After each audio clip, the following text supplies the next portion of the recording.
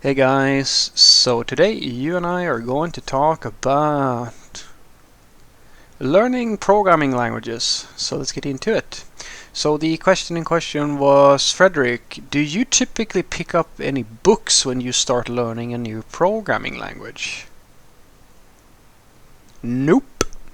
I usually don't. It's actually very rare that I read entire books about the topic, because I find that it's similar to the reason why I don't actually go to tech conferences anymore. The reason is that you can't figure out whether or not this is useful to you or not, which is sort of the problem with trying to, this is why I'm a big believer in that if you're trying to monetize information, you should, well, bad things should happen to you.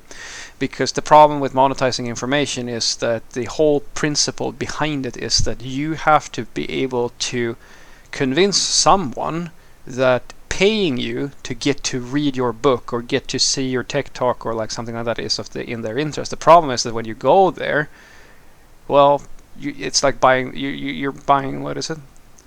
Buying the pig in the, like the cat in the sack or pig in the sack. It's a Swedish thing that we usually say. Like you're basically paying someone and hoping that they're going to give you something that's valuable, which is, I think, you know, it's, to me, it might be useful if you know nothing about the topic. If you know nothing about the topic, a whole different area. So it's, I mean, it's not like I haven't read books. I have read tons of different books, but at different stages in my career. So the last book, for example, that I read, or it's actually an entire book series, I've read all the SRE handbooks from Google. That was probably one of the last books that I read. And the reason was because I wanted to understand, okay, this concept, what is the focus area of this type of role within IT? What types of learnings have they had? Like this sort of stuff, right? Which I could find in these books, they were very good. But, you know, I'm not going to read another book on, say, JavaScript or Java or C# or something like that, because I know that if I want to learn a specific programming language, it's better to learn by doing, if that makes sense. Experience is one thing. That's something that I can find in a book, because it's hard to, you know, if somebody writes something from their personal perspective, like war stories, stuff like that, this is very useful in many cases. And unfortunately, as I said, when you get around a little bit, it's sort of just repetition of what you know, and in many cases it's like you just skim through it, like, yeah, okay, they found this, yeah, I've already seen that, yeah, I've already seen that. And then you might have like a tiny little section where, oh, okay, they have this problem and they solved it that way. That's pretty cool. And that's why I love tech talks, like on YouTube or things like that, because I can skip through. If I hear someone just, you know, okay, here is the introduction, here's the mandatory cat gif or like image and trying to be funny in the beginning, and here is all the credits that prove that he or she is a competent person, we should listen to them, etc., etc. And now comes the big concept, and then like you just kind of, you mean at this point it's so fast that I'm just kind of go, if I do not see code, usually, unless it's a very specific topic and I know that this person really knows their stuff. If I do not see code examples or anything like that, I'm like immediately, I can watch that video in a few seconds, because I know that it's probably going to either be so high level that it's more conceptual thought stuff than anything practical that I might have use for. And depending on, you know, what you're looking for, that might be what you're looking for, it might not be. And that's the problem with just going to a conference or like reading, taking up a book, because you're betting that the title, and in many cases the name of the person, is the thing that's what you're betting on. And my work, I have a very nice, it's my own social rule that I make. I do not want to put myself in a position where I, for any reason, can't just stand up and walk away without consequence.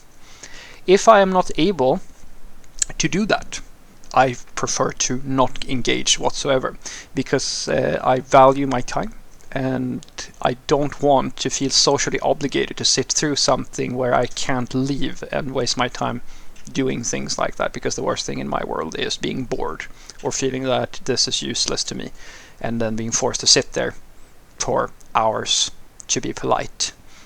I mean, being polite is very nice and all, but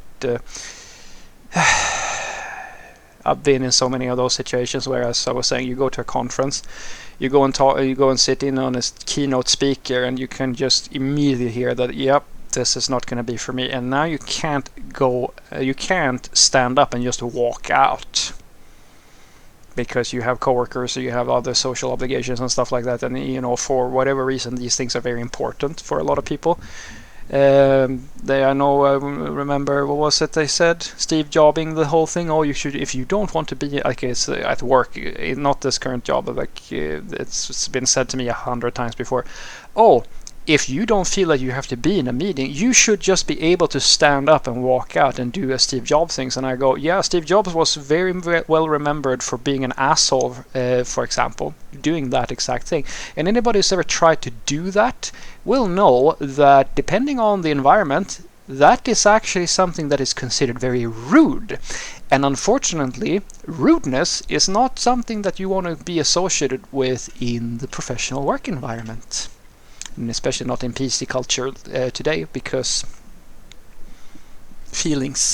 a lot of feelings. So in general, I don't, same thing with books, etc., etc. If it's an extraordinarily good book and I know that there's going to be value in buying it, I will buy it. But it's very rare that is the case for programming languages, because like there are so many like online learning resources, or code challenges where you can do things on your local computer. Learning by doing I prefer, but as I said, for some stuff, experience is what you're looking for, and it's really just a good read, and you want to learn about a topic that you don't know anything about, so you don't even know where to start, right? And that's a good situation. But I have the same rule for tech talks, or like these conferences where you basically pay other people to hopefully get to listen to someone who really knows their stuff. And as I said, it's so rare that you find an entire tech talk that is actually like a tech talk that is useful, that paying that amount of money up front and then just crossing your fingers is not really for me.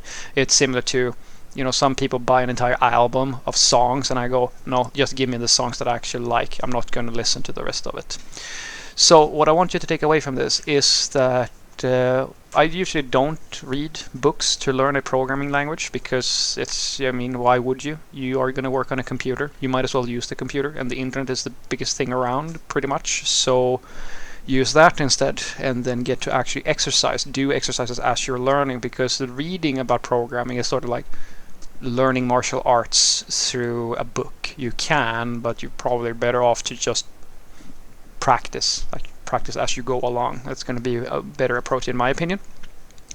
And the main reason why I prefer that approach is, as I said, learning by doing, and it's also something where I don't have to make an upfront investment into something where I'm basically betting on that my expectations are going to be met. There are so many free options and so many there are so many things that you can do that doesn't have you basically pay somebody for their good name, or for that they have a nice cover on the book or a title or something like that, to get to access the knowledge that they have. And that's usually the way, at least if we're going to talk here like philosophically, how I feel about information withholding for money and things like that. It's a practice that there is really only one winner, and that is the person who is good enough at convincing you that they have something useful to tell you. That's the only person who's winning in that conversation, at least in my opinion. And I'm one of those people who go, no, I'm not going to pay you so that I might get some value from you. Either you prove to me that you're valuable, and then I will pay you if the thing was useful, or I'm just going to walk away. And I try to avoid putting myself in a situation where I don't have the option of walking away whenever I feel like it. Have a great day.